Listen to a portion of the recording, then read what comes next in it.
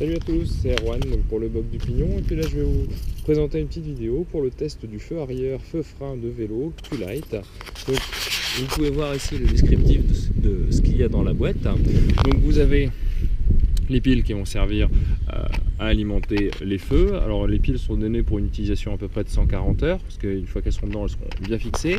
Et la petite télécommande qui va vous permettre de faire fonctionner l'ensemble avec donc du coup la fonction clignotant, la fonction warning et la fonction feu de position qu'on va voir. Et enfin, très important, le petit élément qui va nous permettre d'activer le feu stop, le feu frein du vélo. Alors du coup c'est livré dans une petite boîte en carton, très bien installée. Là j'ai enlevé de la boîte en carton. Vous avez votre... la première chose à faire, ça va être donc du coup de mettre les piles dans cet élément. Du coup on va mettre les piles. Très simplement il faut dévisser la petite vis qui est à l'arrière. Donc là j'ai commencé à pré-dévisser, on va dire, pour gagner un petit peu de temps. On va...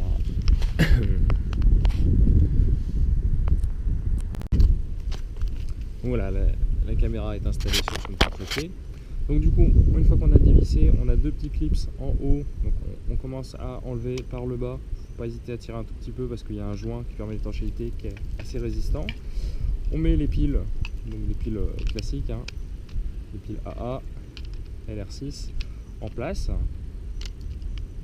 Et on referme le tout. Alors on recommence par fermer par le haut parce qu'il y a deux petits cliquets en haut. Hop.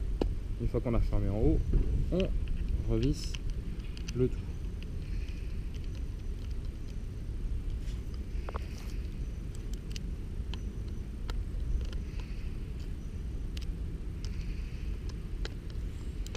Alors revisser du bon côté, c'est mieux.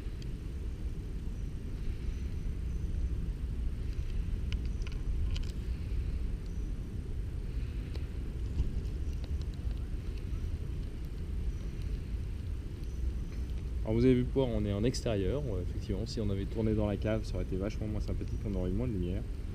Donc du coup on profite un petit peu qu'il fasse pas trop mauvais aujourd'hui pour faire nos tests en extérieur. Alors voilà, donc là on a notre feu avec les piles et puis maintenant on va pouvoir le tester. Donc quand j'appuie sur la télécommande, ça va effectivement faire marcher chacune des différentes fonctions, donc le clignotant à droite, le clignotant à gauche, les feux de position et le warning qui indique qu'il y a un petit souci, donc comme sur une voiture, les feux freins avec les warnings. Et enfin la petite fonction qui nous permet d'être très sympathique, c'est le feu stop. Donc du coup quand on va cliquer là-dessus, ça va permettre d'allumer le feu stop pour indiquer que le vélo freine. Donc on installe ça sur la poignée, il y a deux petits clics différents et il suffit d'appuyer par-dessus. Voilà, alors maintenant on va passer à l'installation. Alors le petit gadget est prévu pour s'installer sur un porte-bagages, donc principalement sur un vélo de ville, hein, c'est à ça que ça sert, c'est principalement en ville. Alors le souci c'est que comme vous pouvez le voir derrière, moi j'ai pas un vélo de ville, donc j'ai pas de porte-bagages pour l'installer. Alors vous allez me demander pourquoi est-ce que je prends toujours des accessoires de ville alors que j'ai pas un vélo de ville.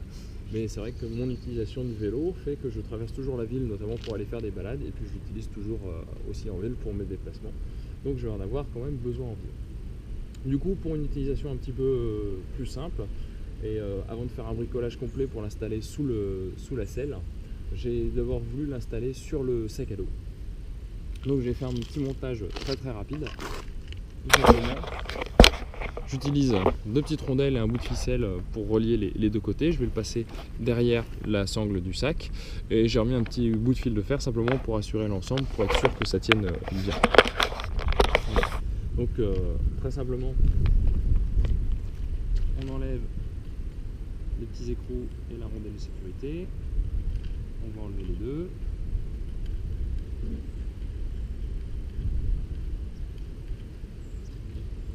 On passe le fil de fer de sécurité derrière les éléments. Je fais la même chose avec la ficelle.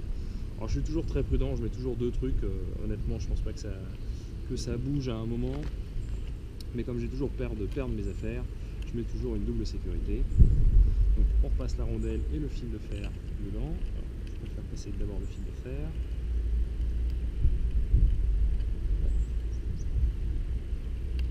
Le fil de fer, la rondelle, ensuite la rondelle de sécurité et l'écrou.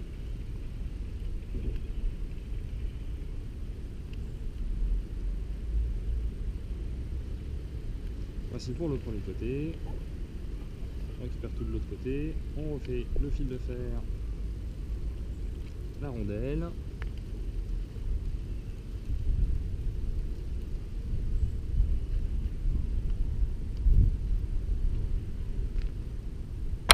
Juste pour voir un petit peu plus près, donc le fil de fer, la rondelle, par derrière. C'est carrément du bricolage, hein. Même la manière de filmer, c'est du bricolage. La petite rondelle de sécurité. Et on finit par le petit égout. Mais bon, c'est aussi pour montrer que du coup, ça s'adapte en toutes circonstances, qu'il n'y a pas besoin de forcément grand chose pour l'installer sur ce qu'on a envie. Moi, j'aime bien aussi l'avoir sur mon sac à dos.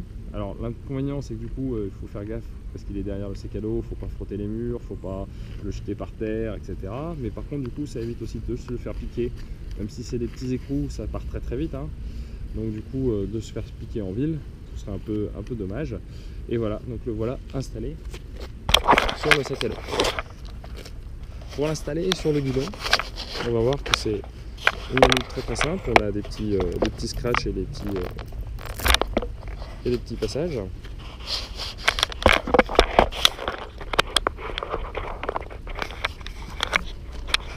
Hop. Donc derrière le support de la GoPro. On va commencer par l'attacher.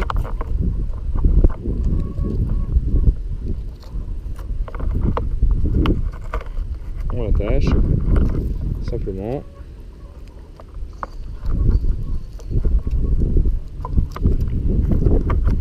Et ensuite, on va passer le petit détecteur de frein simplement sur la poignée de frein.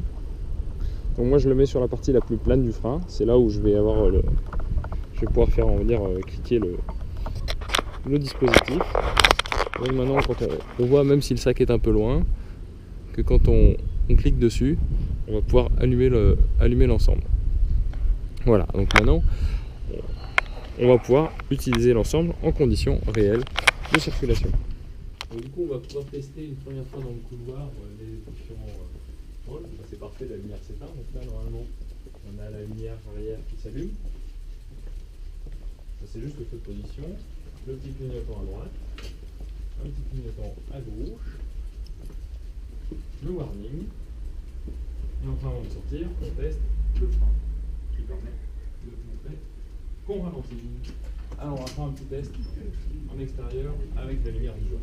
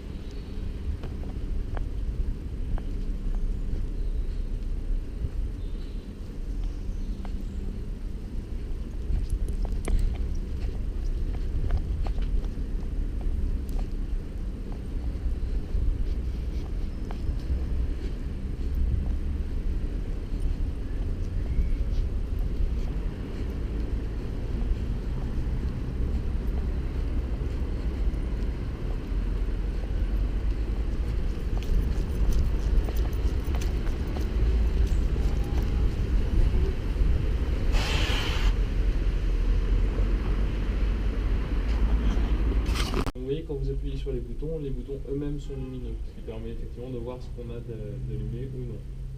Voilà, deux petits clignotants,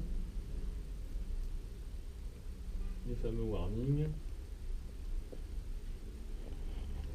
et enfin le feu de position. Voilà.